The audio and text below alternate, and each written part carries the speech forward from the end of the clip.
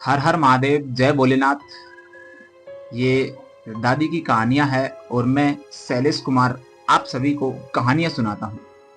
अगर आपको भी कहानियां सुनना पसंद है तो चैनल को सब्सक्राइब जरूर करना, और वीडियो अच्छी लगे, कहानी आपको सुनने में अच्छी लगे तो लाइक और दोस्तों के साथ शेयर जरूर करिएगा।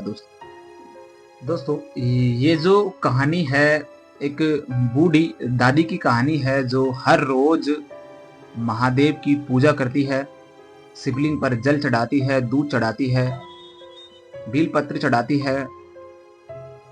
दोस्तों, इसकी जान बचाने के लिए स्वयं महादेव आए। फिलहाल दोस्तों चैनल का इंट्रो, इसके बाद अपन कहानी में आगे बढ़ते हैं। और हाँ दोस्तों, जाइएगा कहीं नहीं, कहानी पूरी जरूर सुनिएगा।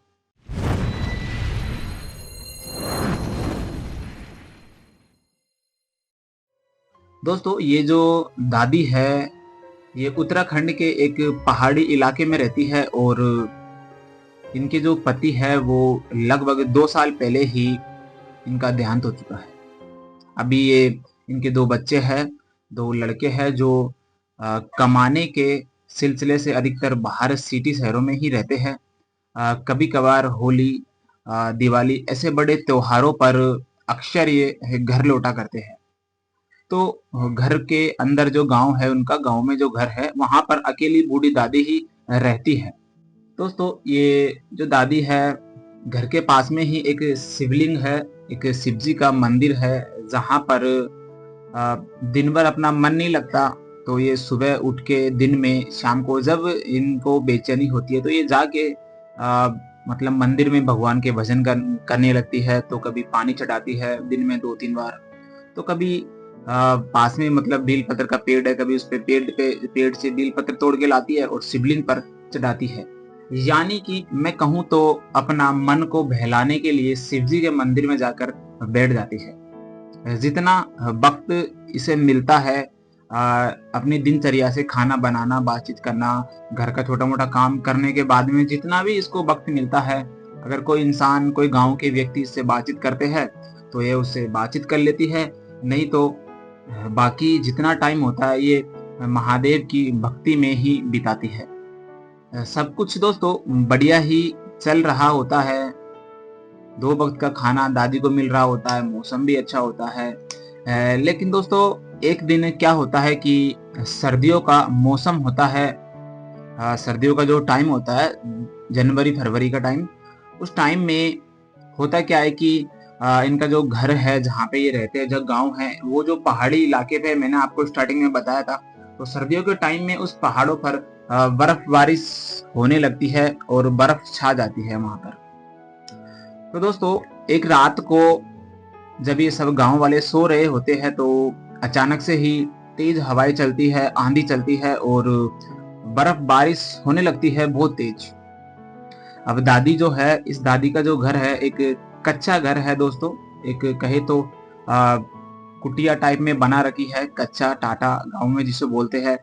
तो तेज बारिश की वजह से वो जो घर है उसमें दादी दब जाती है।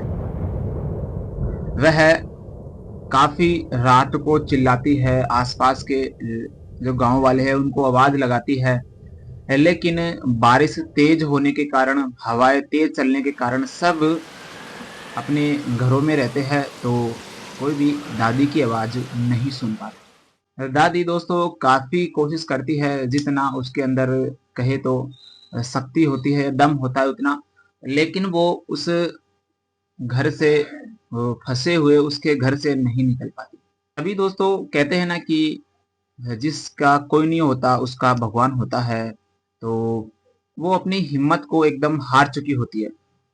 तभी एक तेज हवा के साथ में और बादल जोर से गरजने लगते हैं, बारिश तेज होने लगती है, और तभी अचानक से उस दादी के घर के सामने उसे एक साधु जो होता है वो दिखाई देता है।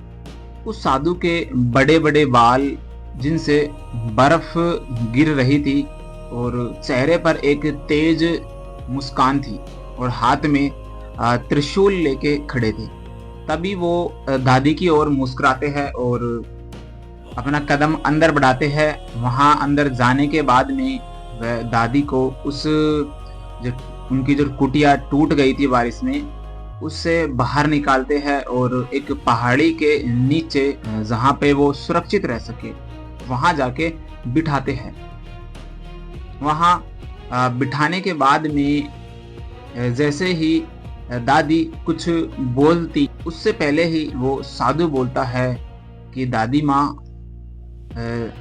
महादेव के जो भक्त होते हैं, महादेव उन्हें कभी हारने नहीं देते, कभी भी हर परेशानी से वो बाहर निकाल लेते हैं। तो आप फिक्र मत करिएगा, महादेव हमेशा आपके साथ रहते हैं। इतना कह के वो साधु जो है वहां पर शांत हो जाते हैं। और जैसे ही दादी खड़े होके उसे प्रणाम करती है, अपने सिर को झुकाती है, तो एक तेज रोशनी के साथ में वो साधु वहां से गायब हो जाते हैं।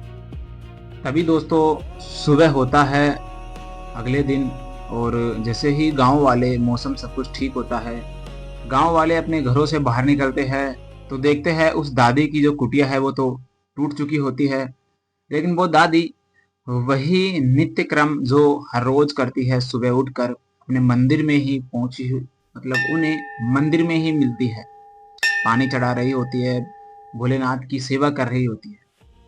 तभी दोस्तों अचानक से सब गांव वालों को वो ये जो रात की घटना होती है ये सुनाती है। तो गांव वाले सुनकर चौंक जाते हैं कि वाकई में इस दादी की मदद करने के लिए इस रात में महादेव स्वयं आए थे। क्योंकि दोस्तों उन गांव वालों को पता है कि उस रात में उस पहाड़ी के कम से कम 10-10 किलोमीटर तक कोई भी साधु वहां पर नहीं रहता। अचानक से किसी साधु का आना और वो दादी का बचाना स्वयं महादेव के ही चमत्कार थे। ये जो कहानी है मैंने आपको बताई दोस्तों। मुझे इनके दो लड़के हैं, एक रमेश है और दूसरे का नाम जो है वो चंद्र प्रकाश है। जो बड़ा लड़का है रमेश, जो दिल्ली में रहता है, वो उसने मेरे को ये कहानी अपने जो इंस्टाग्राम पे है उस पे टेक्स्ट मैसेज करके भेजी है, बताई है। तो दोस्तों ये कहानी मैंने आपको समझा पड़ा और आप तक ये कहानी लेके आया हूँ। दोस्तों आपके भी पास ऐसी कोई कहानी हो, ऐसी कोई घटना, कोई प्रभु के चमत्कार, तो आप मेरे तक जरूर शेयर करिएगा। अगर कहानी आपकी अच्छी हुई तो मैं आपके ही इस चैनल पर जरूर प्रस्तुत करूंगा। फिलहाल कहानी कैसी लगी? कहानी अच्छी लगी हो तो लाइक करना और दोस्तों चैनल को सब्सक्राइब करना मत भूलेगा। मिलता हूं मैं आपको ऐसी एक और नई कहानी के साथ। जब तक दोस्तों खुश रहिएगा और हर हर महादेव जरूर बोलिएगा।